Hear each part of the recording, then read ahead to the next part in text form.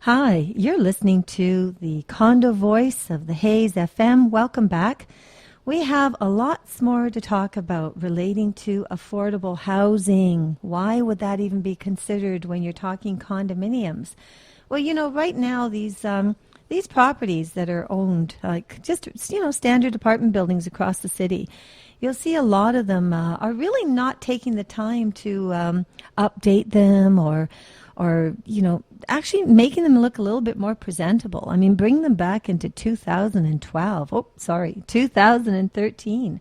I mean, the problem is that if these different companies that own these buildings, if they turn around and start putting a ton of expenditures into these buildings, they may not be able to get that back with the rent.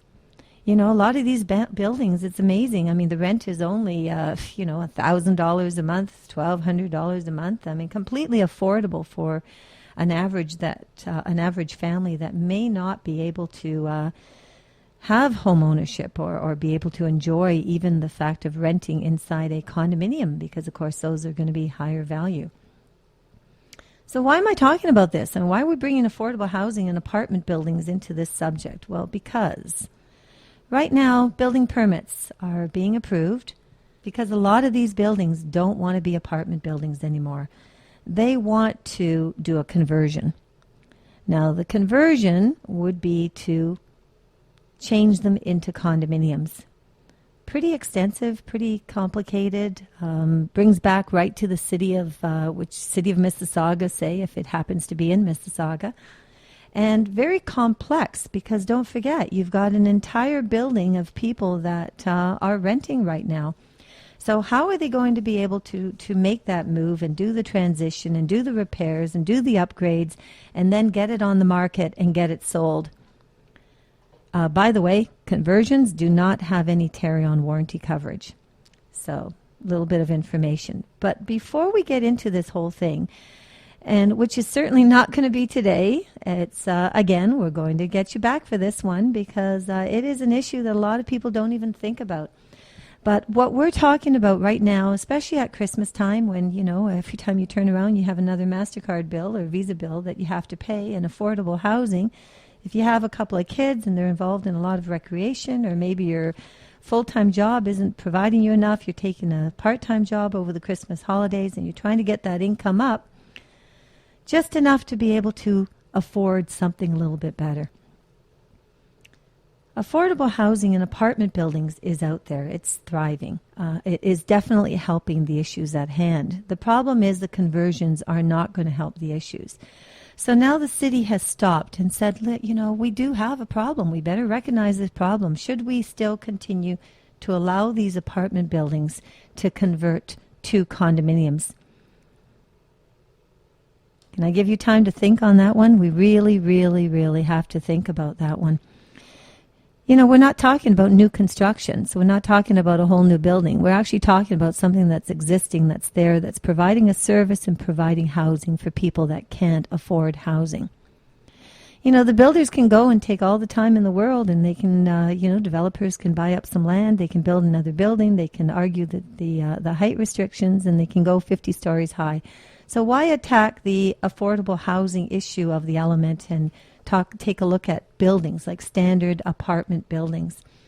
So, that's another issue at hand, and, awareness. It's all about awareness. I mean, if we don't understand this, or if we don't take the time to listen to the Hayes FM, the Condo Voice, you will not have this information. You won't be privy to this information because it's not readily available out there.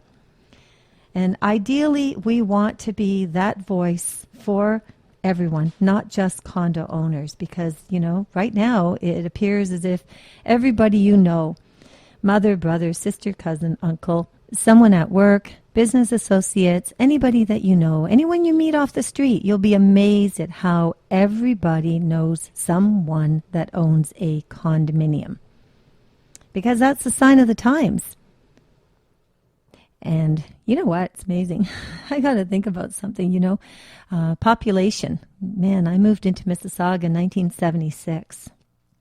And I remember our derailment in 1979, and I remember us trying to move out, or the mayor trying to move out 100 and what was it, about 160,000 residents in the city. I think we're topping in around 800,000 now. I guess the question would be, how many are actually condominium owners? I'll tell you what, in 2013, I will have that answer for you.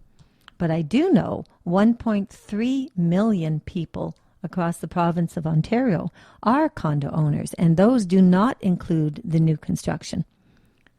So every time you see another building being launched and you take a look at how many units, you have to think, well, that's great. We've increased the population. Hopefully we have affordability as far as, I guess income and jobs and everything else to run our economy. It creates jobs, no question about that.